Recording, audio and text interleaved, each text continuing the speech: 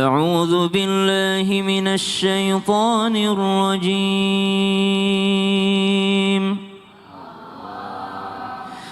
بسم الله الرحمن الرحيم.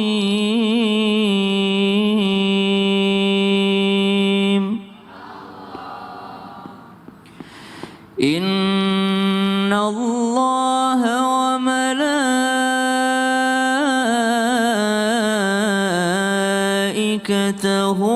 يصلون على النبي يا أيها الذين آمنوا صلوا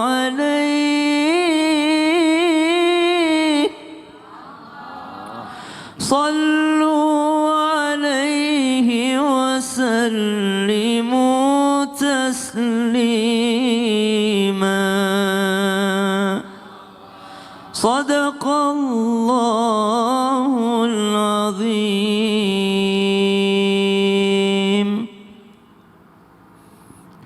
Aku berlindung kepada Allah dari godaan syaitan yang terkutuk dengan menyebut nama Allah yang Maha Pengasih lagi Maha Penyayang. Sesungguhnya Allah dan para malaikatnya bersolawat untuk Nabi. Wahai orang-orang yang beriman, bersolawatlah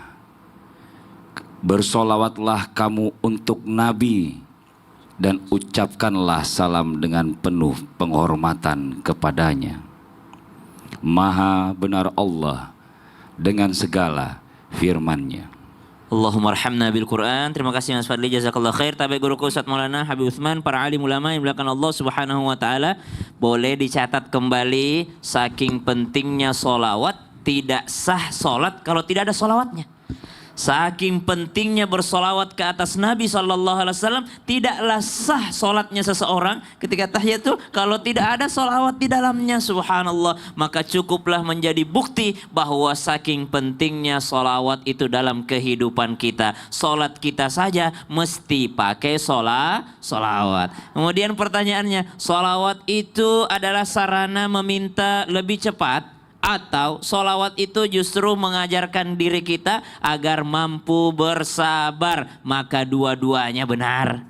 Kalau pengen berdoa, doanya manjur, baca solawat sebelum berdoa. Puji Allah, iringi dengan solawat, lalu minta hajatnya kepada Allah. Tutup dengan solawat, lalu tutup lagi dengan pujian kepada Allah Subhanahu wa ta'ala. Ibu, ada satu kitab judulnya Dalailul Khairat. Dalailul Khairat itu dari Sayyid Sulaiman Al-Jazuli radhiyallahu an. Beliau menulis satu kitab tebalnya seperti ini, isinya solawat semua. Beliau membuat kitab ini disebabkan karena suatu ketika beliau mau berwudu, tidak ada air di sumur tersebut. Tiba-tiba ada seorang perempuan, anak kecil perempuan, subhanallah. Lalu perempuan nanya kepada ulama besar ini, Sayyid Sulaiman, dia katakan, kenapa Syekh, saya mau berwudu tidak ada air. Maka perempuan ini subhanallah, dia mercikin sesuatu di dalam sumur, tiba-tiba airnya mengalir deras. Kata Syekh ini, apa yang kau baca? Kata anak kecil, namanya anak kecil, saya baca Allahumma sholli ala Sayyidina Muhammad wa ala ali Sayyidina Muhammad. Subhanallah. Kata Sayyid Sulaiman, mulai hari tersebut saya dedikasikan diri saya mencari sekuat tenaga saya bagaimana saya bisa tulis pujian kepada Nabi SAW. Solawat yang terbaik saya simpulkan dalam satu kitab. Maka sampai sekarang kita pegang kitabnya, namanya kitab Dalailul Khairat, isinya solawat ke atas Nabi semua, dan ini yang bisa memudahkan hajat seseorang.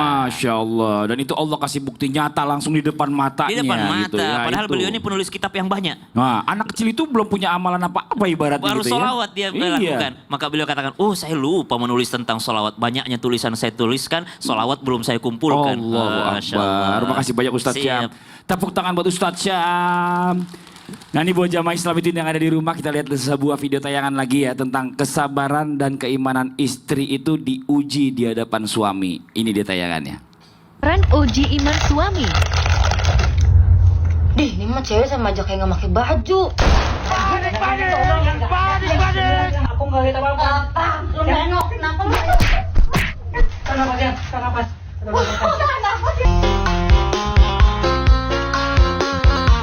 pokoknya jangan sampai salah gerak di depan istri. Kalau nggak salah ya Bu ya.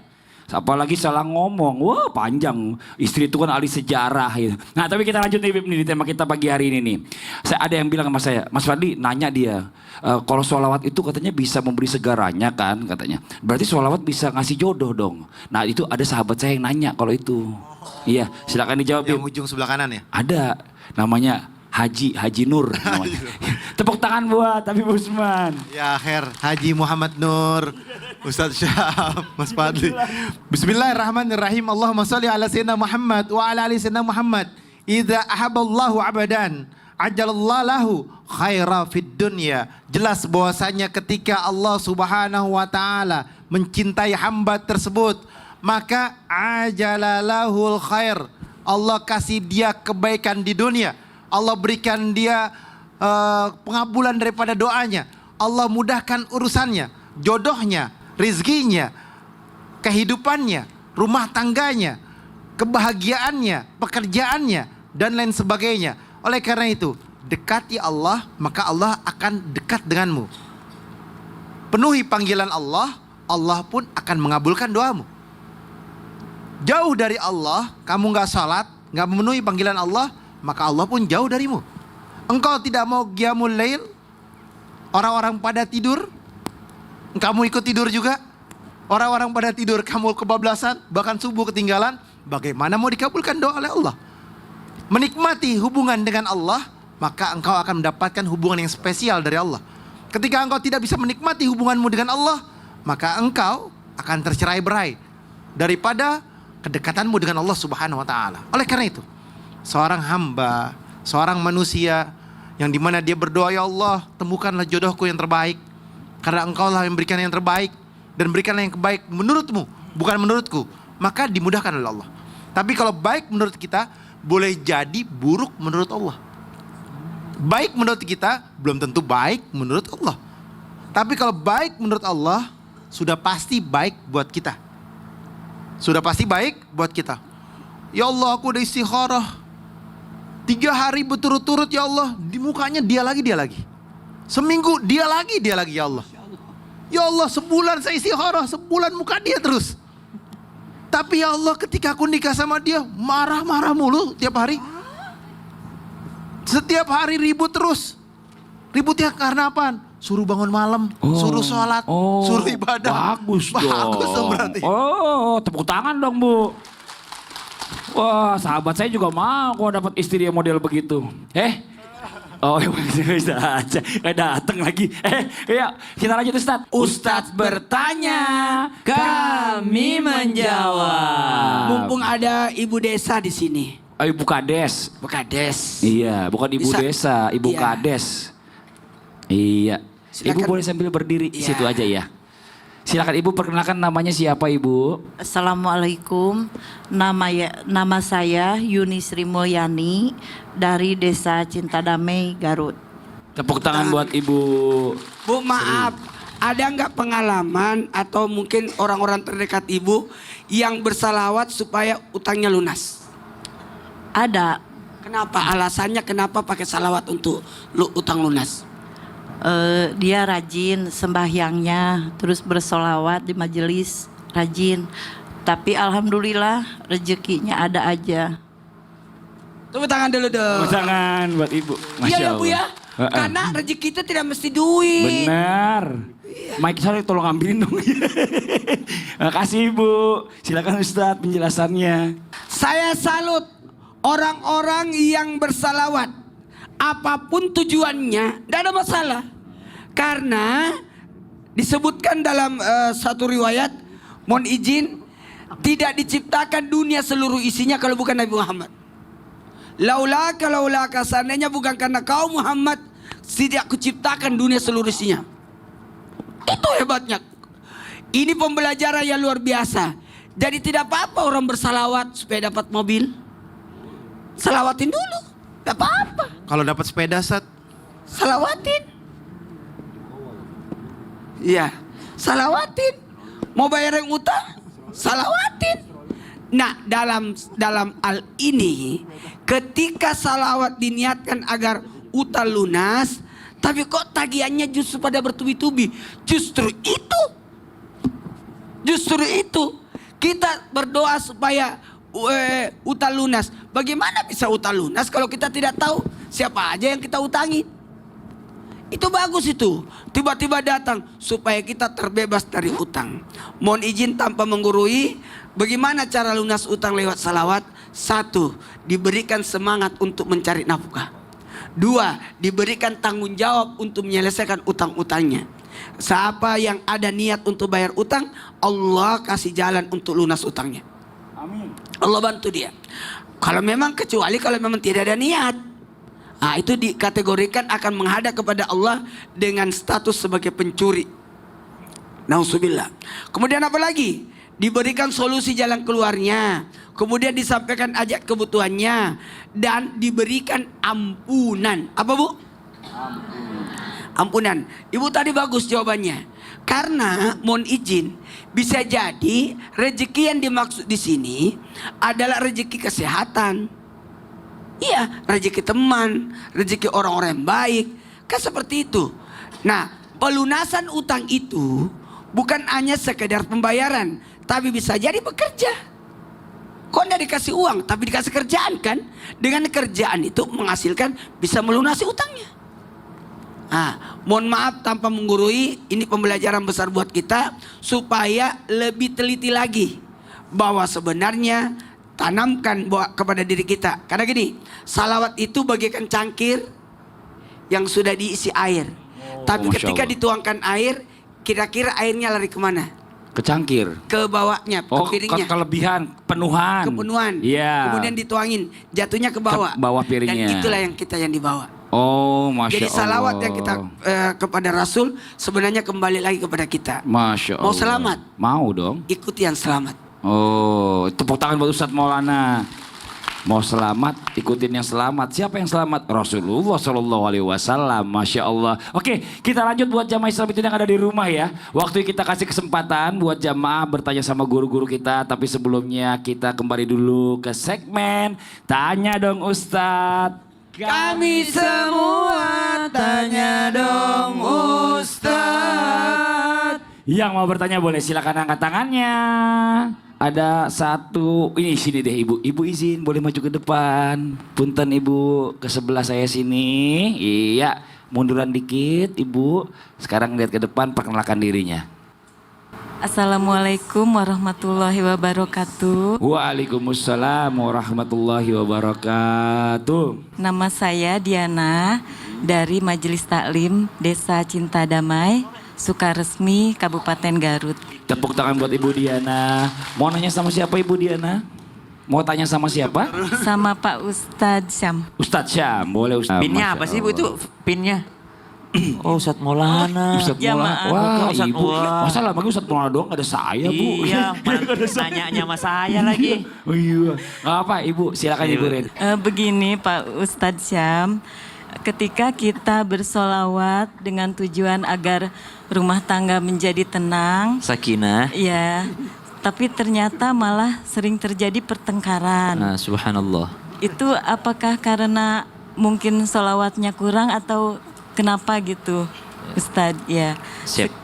Ya. Oke Ibu, itu aja Ibu pertanyaannya. Tur nuhun, tepuk tangan buat Ibu. Masya Allah, terima kasih. Boleh kembali ke tempat duduk. Buat yang ada di rumah silahkan disiapkan kembali, dilanjutkan catatannya. Karena tadi kita sudah bahas ada yang solawat buat jodoh, ada yang solawat buat anak, ada yang solawat macam-macam lah. Kalau sekarang solawatnya buat ngademin rumah tangga. Buat rumah tangganya sakinah, mawaddah, warahmah. Betulkah solawat bisa dipakai untuk demikian? Betul. Coba lihat Bu, insya Allah kalau ibu ada rezeki nanti insya Allah berangkat umroh semua.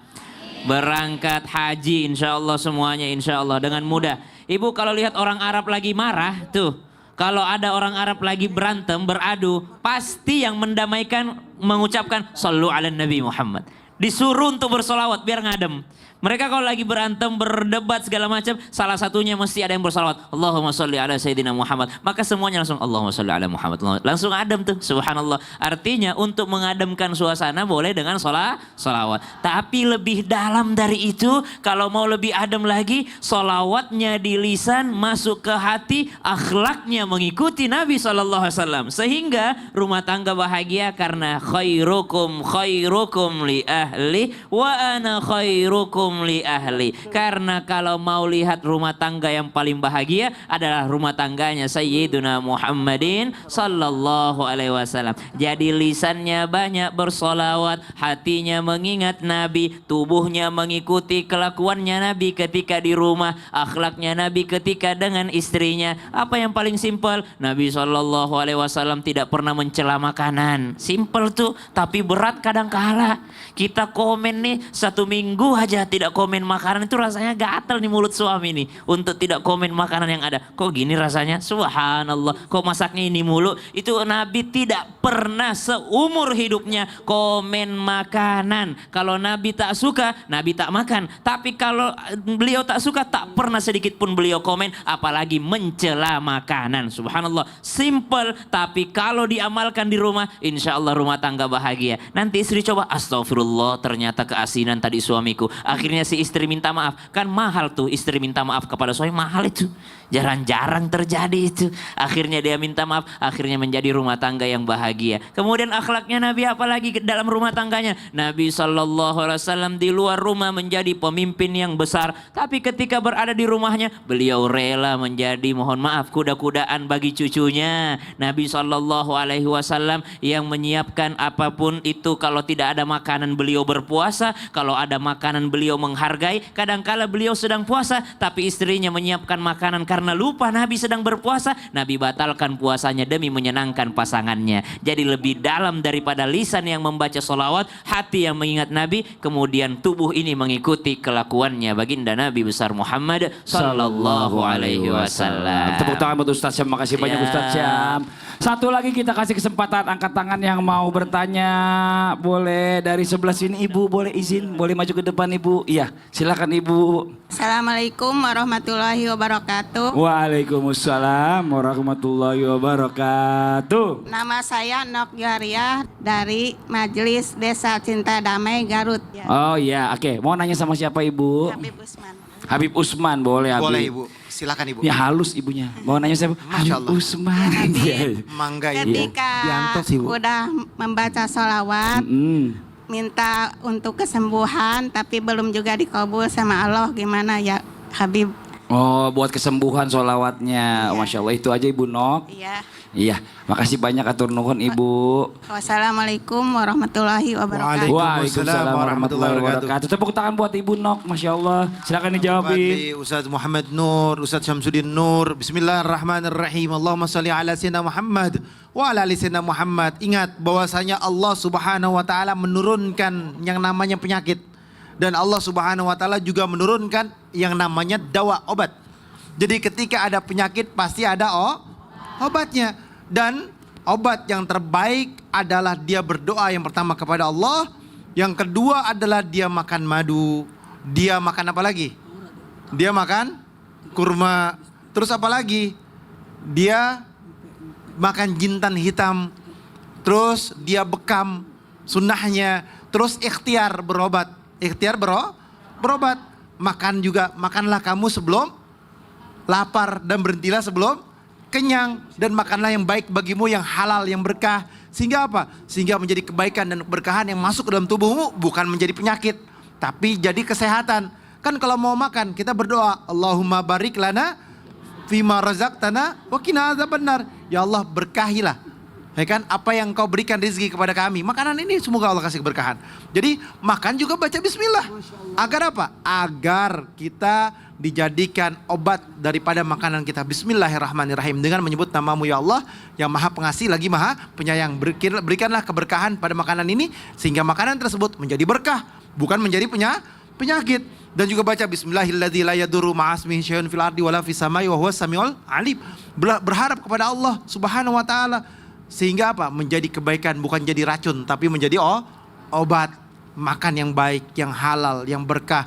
Tidur juga waktunya tidur, tidur.